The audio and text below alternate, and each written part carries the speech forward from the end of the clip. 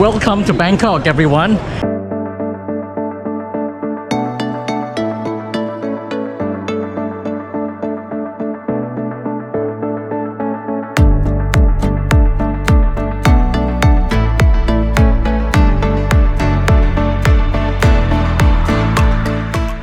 G'day everyone and thanks for tuning in.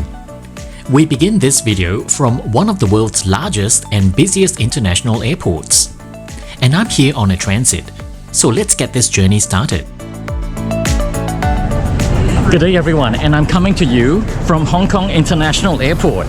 Now I just got off a flight from Incheon in Korea, and I've just completed the transfer process. So now I am in the departure level of Hong Kong International Airport, getting ready to embark on my flight to Bangkok. So as I mentioned in my previous video, this is my first time back on Cathay Pacific after about over 30 years, and yeah, the first flight was excellent, so I'm eager to see what the next flight is going to be like. From Hong Kong to Bangkok, it's a pretty short flight, and there were a lot of equipment swaps along the way since I made the booking. It was supposed to be an A321neo, but now I think it is swapped to a A350-1000. So let's see what aircraft will greet me at the gate. So without further ado, let's get on board Cathay Pacific Airways from Hong Kong to Bangkok. Let's do this.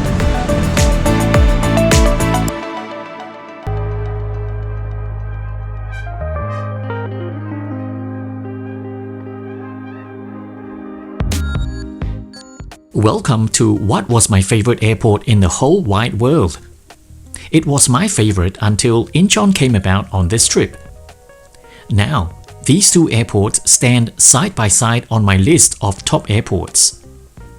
When I took this trip, pandemic-related travel restrictions in Hong Kong were all the rage until 2 months ago, which explains why so many shops are still shuttered. Hong Kong's post-pandemic recovery is where we were in Australia a year ago.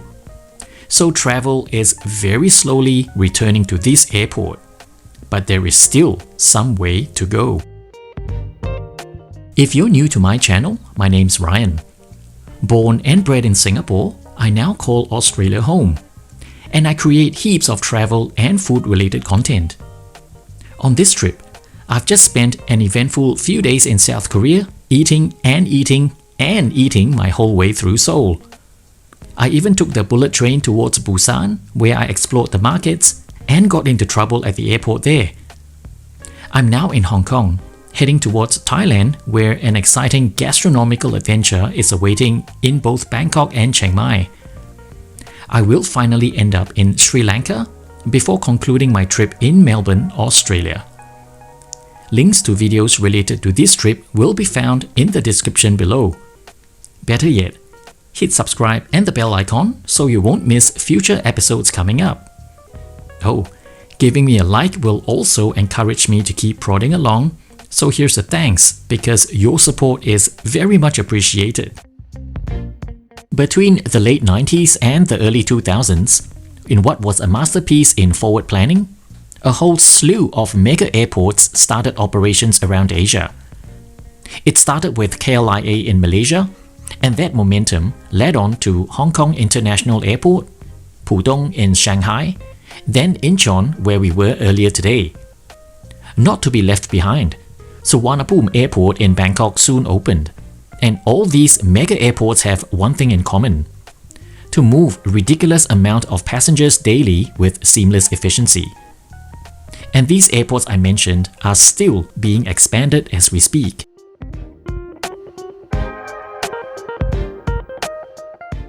Hong Kong International Airport is continually investing in technology to make the airport experience more seamless than ever. Before entry into airside, your facial features are scanned, and this is matched to your boarding pass captured by a separate scanner. All this information is now stored by the airport, and at this stage, you no longer need a physical airline-issued boarding pass. Entry into the aircraft for your flight requires just a simple facial scan. There's no more stressed out agents yelling to passengers in line to "Open passport to the first page for inspection!" When Cathay Pacific sold me this connection, we had an initial transit time of 1 hour 15 minutes, which is very comfortable knowing how efficient the airport is. But we forget that on this day of travel, Hong Kong Airport was still limping along with half its functions closed. So we spent 45 minutes bottlenecking at one single transfer facility to process us from arrivals to airside departures.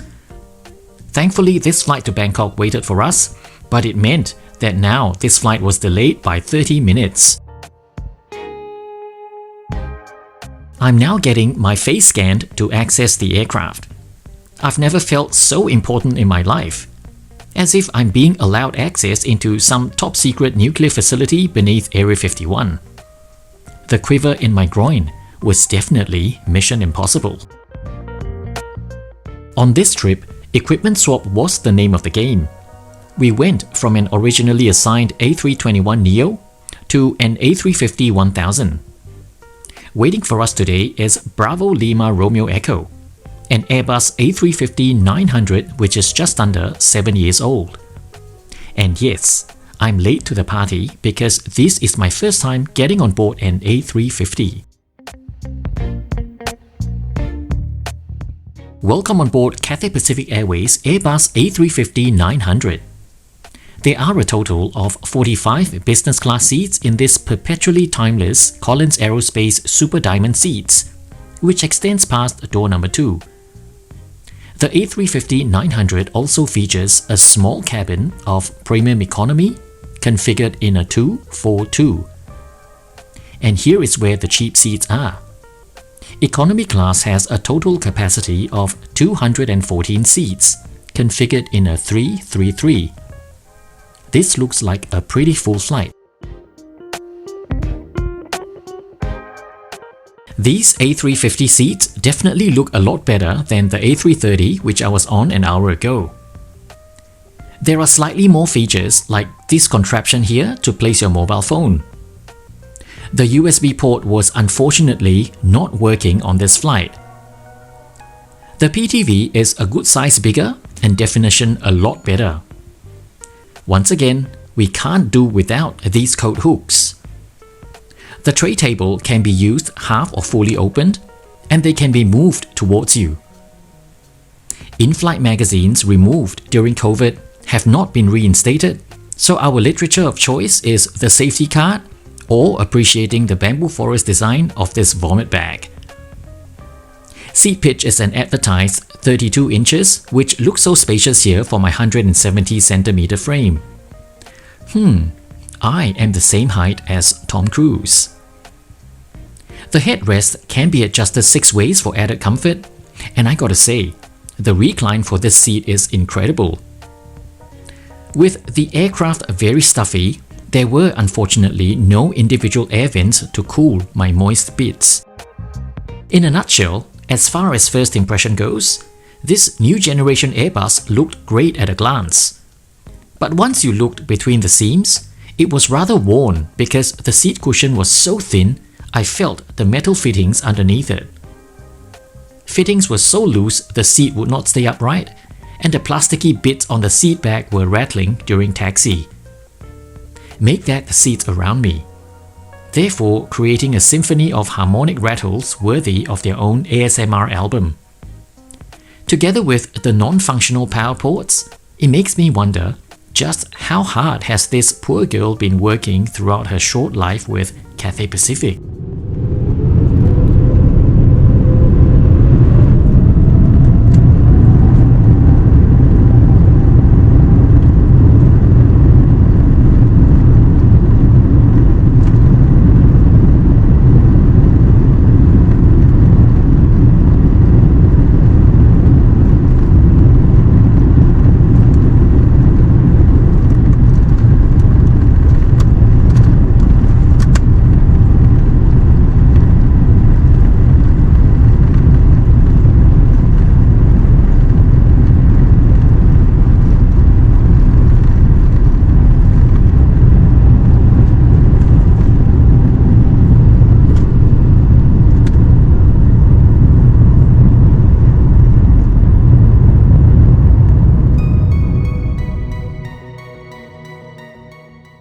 In my younger years, landing and taking off from the old Kai-tak airport was always a dramatic and exciting affair.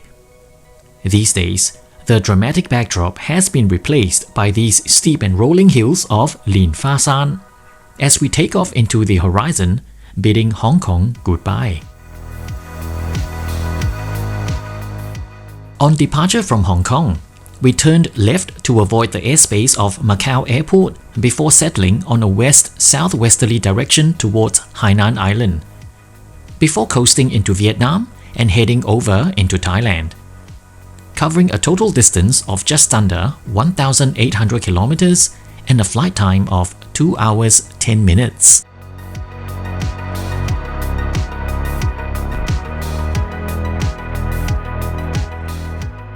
Despite being a newer generation aircraft, the IFE software on this A350 is similar to the ones found on the A330, which means it's still packed full of content to keep you occupied. Top notch. So no surprises here. But my entertainment of choice is always the flight map anyway. So as long as that's working, I'm good to go. Short flight on a wide-body aircraft meant that as soon as we were flying over Hainan Island, flight attendants literally began running around like bees with a fire burning on their bums. This is a flight with a full hot meal served, with choices to boot: pork with potatoes or chicken curry with rice. At times like these, I really admire the cabin crew who are rushing to get the meals out in quick time, and still able to be nice about it. It's very hard to smile behind a mask, but they were extremely warm and polite and making sure we all had the choice we ordered. Hats off to all of you today. When we attend a Chinese funeral wake in Singapore or Malaysia, chances of being served a fragrant curry chicken with rice is very often the thing to do. So much so, when we say, "I'm going to eat curry chicken tonight," normally means you're attending a wake. And this curry was the bomb. Succulent, tasty, and really reminded me of those delicious serves of curry I used to have when I lived in Singapore. This curry chicken is everything. I'd even say it's one of the best in-flight meals I've ever had. Life is too short for the blandness of pork and potatoes. Give this curry to me any day. Heck, I'd even take a bath with it. It was that good. Definitely takes me back to a warm, humid evening catching up with long-lost friends at a funeral wake, making awkward small talk, reminiscing about old times. Oh, Singapore. Thanks for the memories.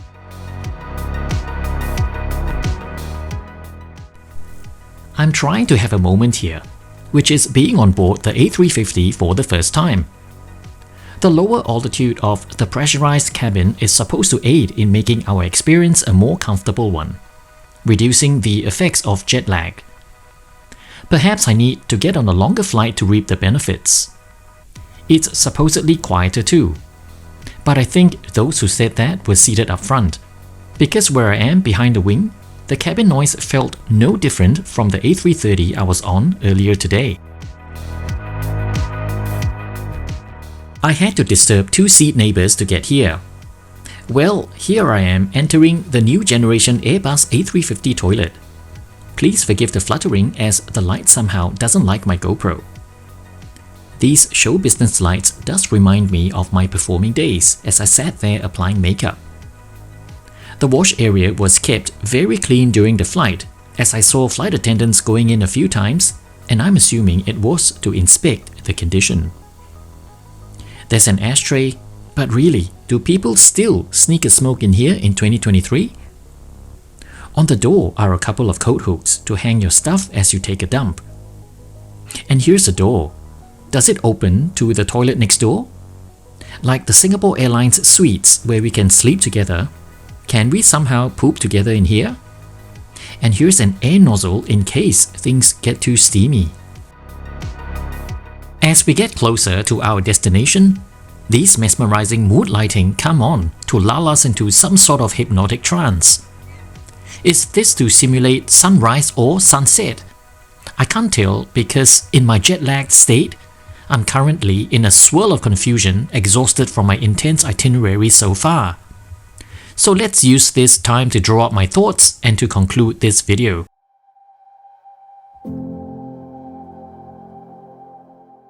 The recurring theme of nostalgia continued onto this flight. CX751 between Hong Kong and Bangkok is stuff my childhood memories are made of. I've done this flight several times on the Lockheed TriStar, and I can't help but feel warm and fuzzy throughout this flight, reminiscing about me vomiting into a sick bag and my grandmother rubbing tiger balm around my temples to make me feel better. Service rendered today was excellent despite this being such a short flight. Everyone was in a cheerful mood, but understandably rushed because of the time constraints. And that meal, OMG! My grandmother would be so happy to know that an airline has not screwed up a curry. Are you listening, Qantas? Despite the A350 being a newer generation aircraft, it somehow looked and felt a lot more worn inside when compared to the A330. I'm hoping I was just unlucky with the non-functional power ports and creaky seats.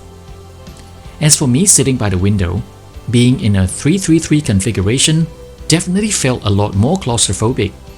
So by this virtue, I really prefer the A330. Perhaps this is my unpopular opinion? What do you think?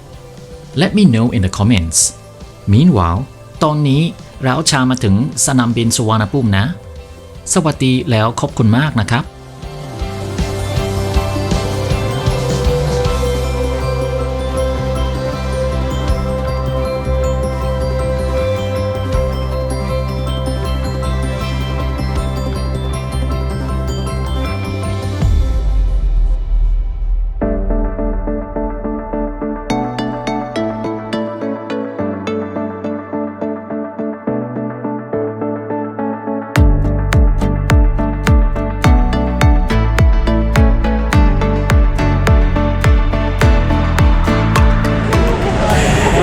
Welcome to Bangkok, everyone.